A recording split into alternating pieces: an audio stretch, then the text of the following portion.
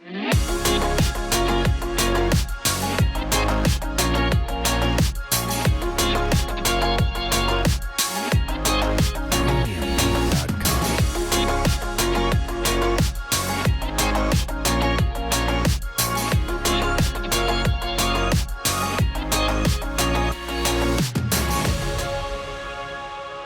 everybody, welcome to Prairie Street Prime Culinary Kitchen. I am Chef Randy.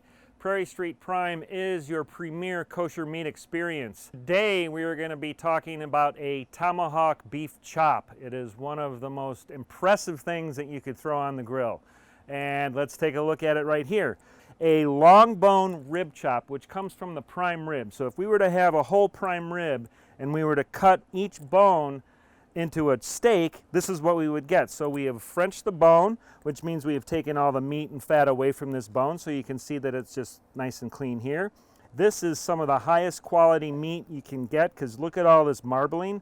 Marbling is all the white flecks of fat, all this stuff in here that's in between all the muscles, and what that does is that creates an incredible flavor, incredible moisture, incredible tenderness. When this breaks down, it gives you an incredible eating experience. So if you've seen something like this before with maybe a shorter bone, that would be called a cowboy steak, but this is the more impressive tomahawk chop that we're going to do today. So we're also going to do an interesting cooking method that's known as sous vide. So it's technically translated to under vacuum, right? So what that means is we're going to season this, we're going to vacuum pack it, and then we're going to drop it into a container of water that's going to cook it to a very precise degree. It's going to cook slowly, everything's going to break down, and it's never going to go over whatever temperature we set it at. I'm going to set it at 125 degrees, which is medium rare. It will never go over 125, and it's probably something you've never seen before, because it's going to look medium rare on the outside. We're so used to seeing meat that's seared,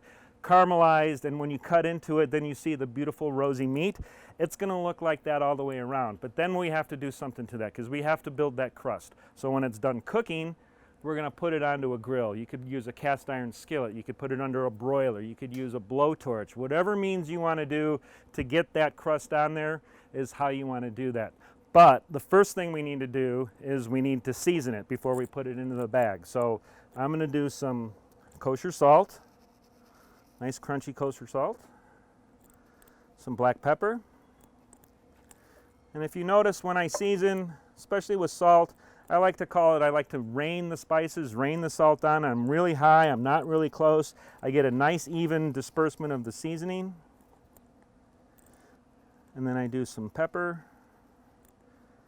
And then what I'll do is I'll just pick this up, and I want to get the fat all over. I want to use all that stuff and get that going like that. All right, so that's seasoned like that. Next thing we need to do is we need to vacuum pack it, or we need to put it into a package and remove all the oxygen. So I've got a bag that's big enough to hold the steak, and I have a little vacuum package machine.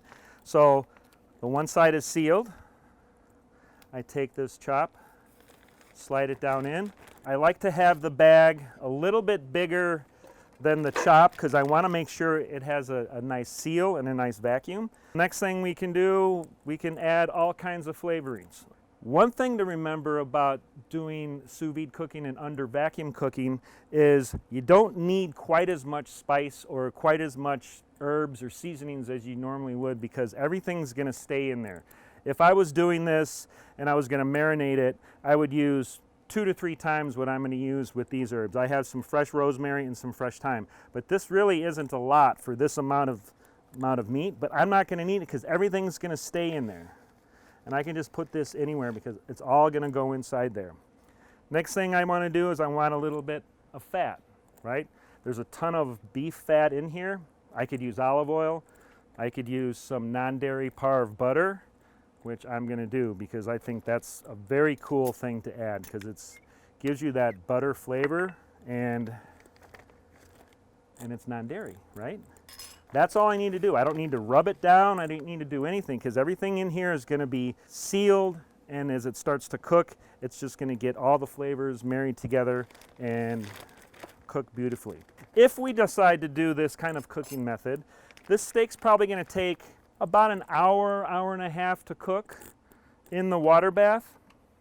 But again, it's never going to overcook. It's going to be medium rare from the edge to the center to the bone, everywhere, and it's going to be have an incredible eating experience. So I just put this into my machine, get that going.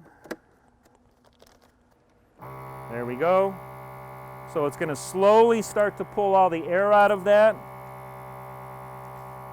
The bigger bag takes a little bit longer than a smaller bag, but you can see it's starting to pull the air out of it. You've probably seen a lot of packages like this at the store that you buy that's been vacuum packed, but see how this is coming together? It'll pull it up, all the air is evacuating out of it. And the reason we want to do that is because when we drop it into the water bath, we want it to be, we want it to be protected. So when we drop it in there, it's going to be protected from the water. We're going to seal it. That's sealed. Okay, so let's talk about this for a second. So what this is an immersion circulator. This is a pump and it's a heater. Okay, so basically what happens is we turn it on. I have it set to 125 degrees. It's circulating the water through, it's pumping the water through, it's heating the water, so I'm going to have a constant temperature all the time. All right, so I'm going to put this in here. You'll notice that this bone is sticking out a little bit, which is fine. Add a little bit more water. This bone is going to be fine. By the time we take this out and we throw it on the grill, that bone's going to char up and be wonderful. So it's cooking, and that's it. That's all we got to do is we just let that sit. You can see the current moving around, and in about an hour, hour and a half, it's going to be perfect, and then we're going to sear it. All right, so our tomahawk's been in the water bath for about an hour and a half, cooking nice and slow at 125 degrees. What we're going to do now is we're going to start our side for it. We're going to do a little cast iron roasted Brussels sprouts with onions and some long peppers. So I have my cast iron skillet on the grill nice and hot. I want to make sure I get that super hot before I add anything. I've got some Brussels sprouts that I just cut in half. A little olive oil, a little salt and pepper. These are going to go down first. Give these a little toss, a little shimmy. All right, I'm going to bring these over to the grill. These go into the skillet. What I'm looking for, I'm looking for them to char and just get a beautiful nutty flavor on them. And I'm going to put the onions right on top. As those start to roast, those are going to caramelize as well. I'm going to do the long peppers in a little bit. Okay, so now let's take a look at our tomahawk chop. I'm going to pull it out of the water. There, the herbs have started cooking. The butter's all melted. I'm just going to open up the bag and take this out. And you're going to see that it kind of looks medium rare all the way on the outside, right? So it's cooked, it's medium rare, and I'm going to prove it. So we're at 124, it was going, so it's medium rare, and the beauty about this is it's medium rare from the edge to the bone, top, surface, center, and it's just going to be incredible. So now all we have to do is we need to char it up on the grill. I do like to pat a little bit of this fat off in the juice. Fat is good, but the juice is going to prevent it from caramelizing. Go back over to our Brussels sprouts. Make sure you got a nice hot pad. Give those a little shake. You can see they're already starting to caramelize. That didn't take long. Look at this one. This is exactly what we're looking for. This beautiful caramelization. And I like them to be a little crunchy, so a couple minutes. We get that going. All right, put that there. I'm going to take our long hot peppers. Those go right on top. Those are a little spicy. If you don't like the spice, just take the seeds out. So now I'm going to sear the steak. We don't need to season it again because we seasoned it before we grilled it, and it's got the seasoning cooked into it, the salt, pepper, the rosemary, the thyme, and the non-dairy butter. Let's take this. And I don't even mind if these herbs stay on there. And I'm just going to put this, drop this down right onto the hottest part of the grill. We're going to use direct heat. We want it to sear and caramelize. So that's going to take a couple minutes. So let's take a look at this. So as we can see, this bone is starting to char up. We got this beautiful grill mark on there. Let's flip it over so you can see it's starting to char. We can go 45 degrees that way. We're going to get a nice crosshatch mark, and we can let this keep going. So I'm looking, each time I flip the steak, I'm looking at about 2 minutes for this. Maybe 2 minutes, and then I'll flip it 2 minutes, flip it over 2 minutes, and then flip it back over, and we should be good to go. This is going to go quick. The beauty about what sous vide cooking does is that there's really no carryover cooking. When you're doing a big roast, if you're roasting in the oven, you're roasting at 400 degrees, you got a lot of heat pushing down on the meat. So it wants to rest. It needs to rest because the molecules are going fast, the juices are moving, and if you go to slice it, everything's going to run out. That's why we rest meat. When you sous vide meat, 125 degrees, that's it. You know, we're going to get a little heat from the grill, but not enough heat like we were doing it if we were cooking it from raw on the grill or roasting it in an oven. All right, let's take a look at this. We're going to flip it over again. Starting to get some beautiful caramelization on there. Give our Brussels sprouts a little shimmy. I love even a little bit of caramelization, even a little bit of char on the Brussels sprouts. To me, that's just incredible flavor. It's nutty, it's wonderful.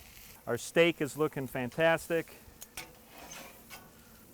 Now I'm going to flip it one more time, and I can see it's just absolutely perfect. We got everything starting to char. Even some of the herbs on there are starting to smoke. We like that. Little flame, close the grill. Anytime you get any flare-ups, close the grill. That's why we have lids. The lids will close up some of the oxygen, and it'll stop some of it flaring up. All right, so we're going to take this steak. We can see it's starting to caramelize a lot.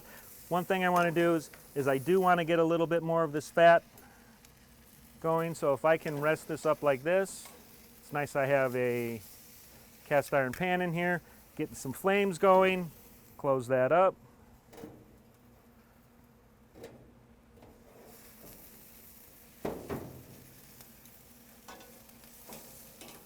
You can see now it's really starting to caramelize. This fat's going to be crunchy. It's going to be wonderful. And I think we're just about ready on this. So let's take this off. The bones, beautiful. The meat looks absolutely incredible. If we go to look at its temperature again, internally, we're at 133, beautiful medium rare medium. Brussels sprouts are done. This is a quick dish.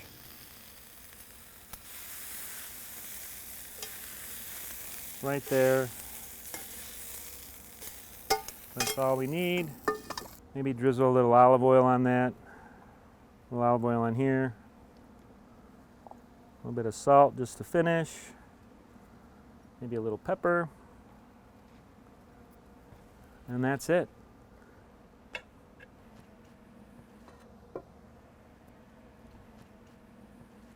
All right, now it's time to taste this bad boy. I'm gonna take it.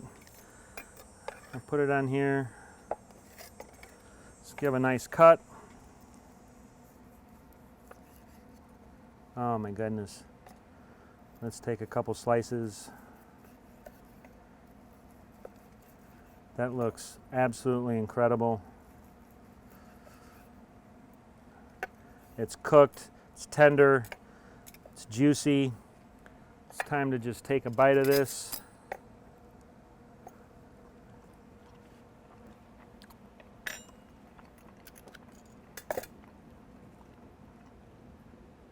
Hold on a second. It is so good that I can't even talk. You can see how wonderful. It's perfectly cooked from edge to edge. It is tender. It is charred because we did the reverse sear. That's the other thing we talk about. We cooked it, then we reverse seared it. A lot of times we sear, then we cook. This is a reverse sear. You get a lot of flavor. It is just, it's unbelievable. Prairie Street Prime tomahawk chop, highest quality you can get. You guys enjoyed this video, please subscribe, comment, like, hit that notification bell, and we will see you next time.